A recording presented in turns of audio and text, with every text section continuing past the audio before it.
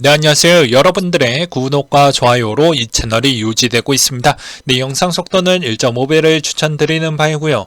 네, 이번 내용은 간단히 블록파이, 위믹스, 채굴, 기관 내용 이렇게 준비를 해봤습니다. 같이 한번 보도록 하시죠.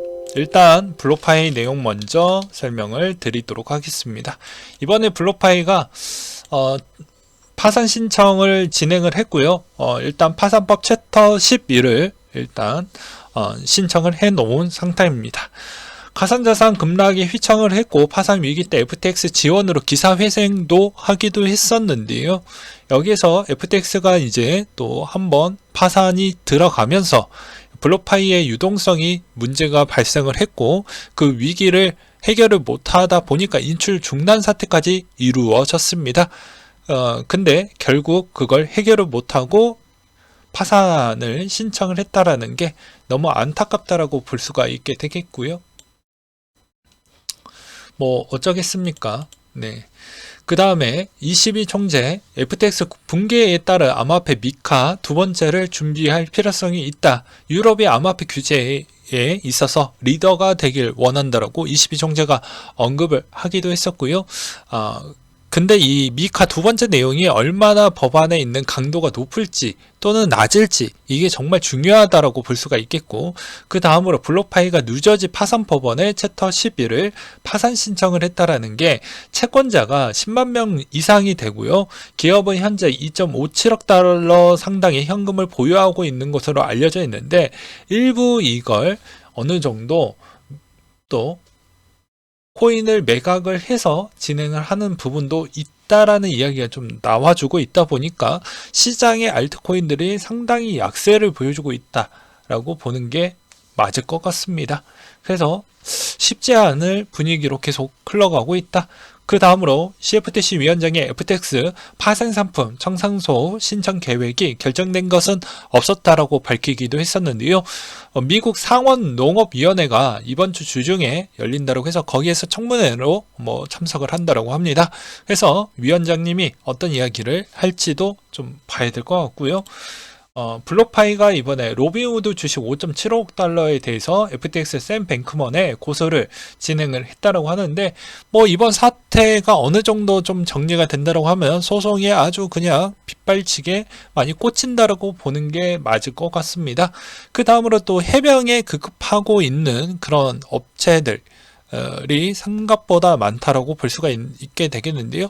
이번 이런 사태로 인해서 여기에서 연결되어져 있는 쪽이 있다라고 하면 계속 시장에 곧바로 반영이 되다 보니까 이제 넥소 같은 경우도 블록파이 제네시스에 익스포저가 없다라고 다시 한번 또 밝히는 의사로 시장이 상당히 확산을 방지하려고 하는 그런 역할을 보여주고 있는데 대다수 업체들이 그런 행동에 동참을 하고 있는 게 너무 마음이 아프다라고 볼 수가 있게 되겠습니다.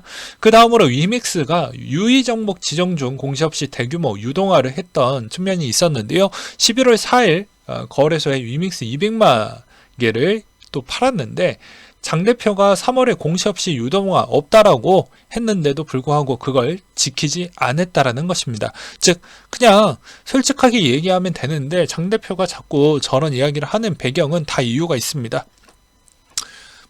우리가 흔히 알고 있는 주주와 코인에서도 우리가 보유하고 있는 투자자가 있죠.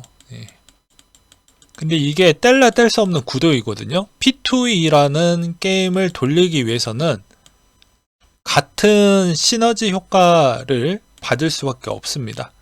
근데 거의 자금을 이렇게 가져가 가지고 여기에서 이렇게 토스를 해서 P2E 쪽으로 간 다음에 이런 구도로 간다라고 보는 게 맞을 것 같은데요.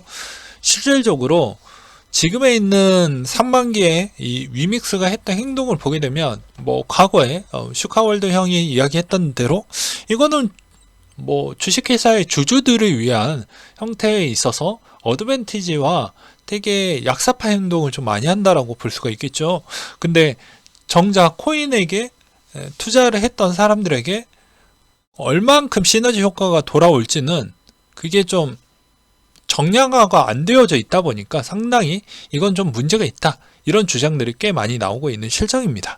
그래서 장 대표 입장에서도 내년부터 게임 회사들에 있는 자금난이 생각보다 심할 것으로 보여지기 때문에 오히려 위메이드의 유동화 작업을 좀 더 하려고 하고 위믹스 달러까지도 만들어서 어떻게 해서든 무언가를 좀 그림을 그려 보려고 했는데, 이게 장 대표의 장단점이 하나가 있는데요. 장점은 잘 투명하게 했다면 다른 게임 회사들도 이쪽에 동참을 해서 파일을 키워줄 수가 있었는데, P2E 게임에 좀 더 파일을 키워줄 수가 있었는데 오히려 이걸 복잡게 형태로 좀 만들었다라는 게 단점이라고 볼 수가 있게 되겠습니다.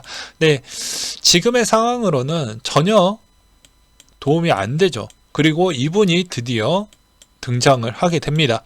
네, 금감원장 이제 서서히 수면 위로 올라온다라는 거, 이게 이슈화가 되니까 이슈화에서 스포트라이트를 좀 받기 위해서 이걸 또 이용을 하는 것인데요.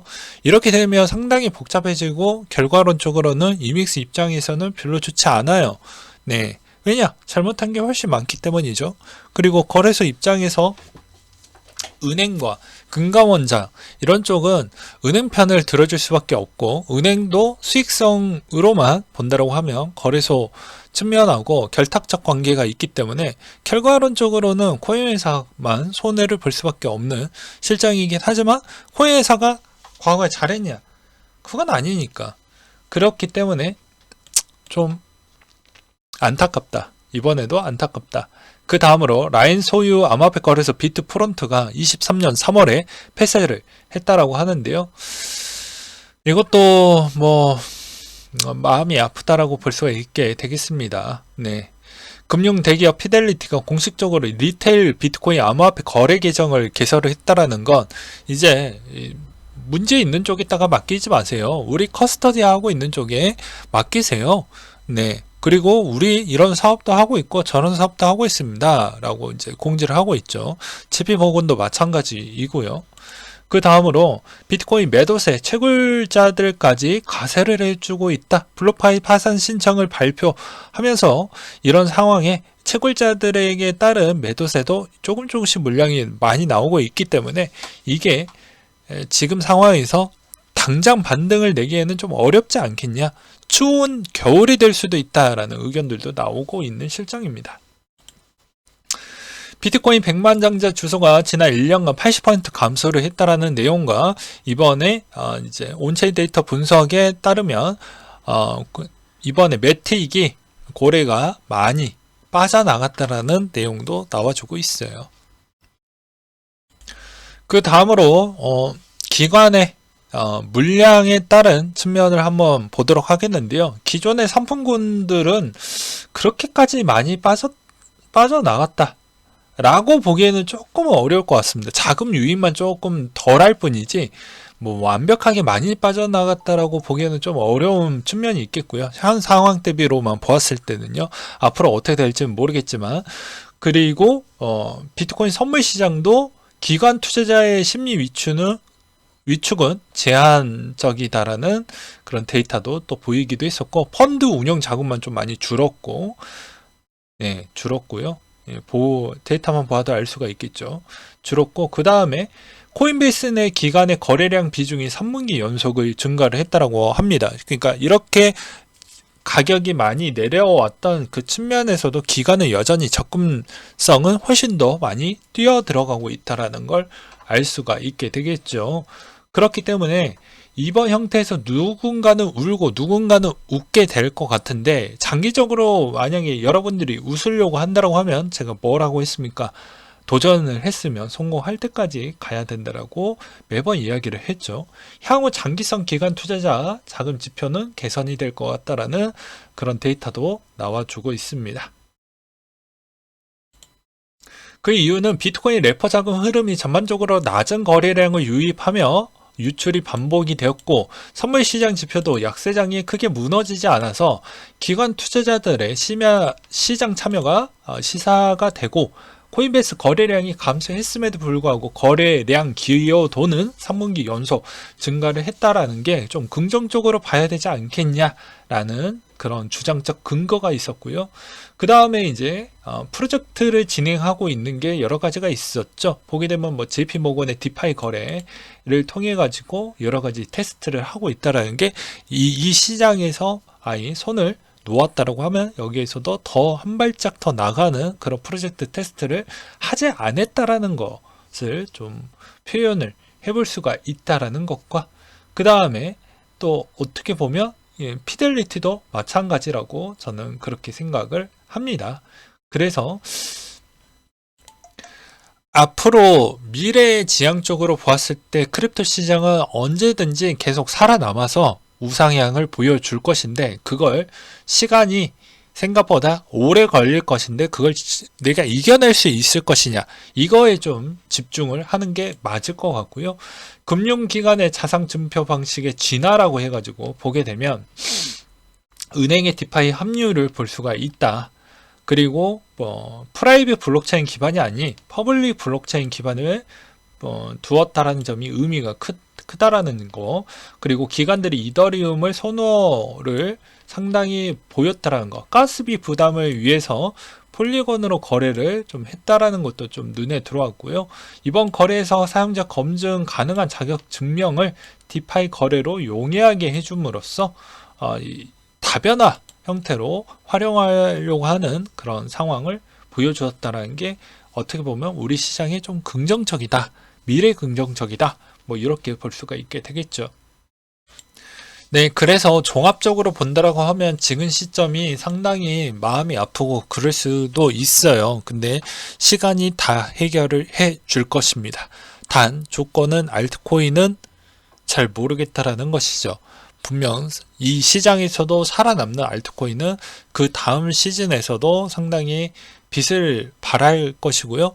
그 빛을 발하는 것 중에서도 엄청난 화력에 있는 빛을 발하는 알트코인들이 일부 존재할 수 있다.